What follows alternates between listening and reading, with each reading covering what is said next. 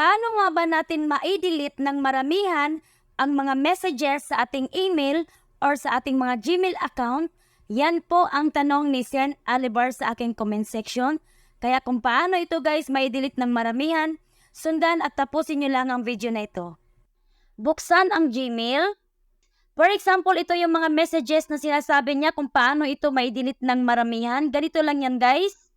I-press nyo lang po ng matagal at pindutin ang box dito sa taas at delete.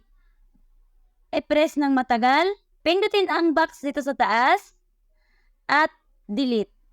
I-press ng matagal, pindutin ang box dito sa taas at delete.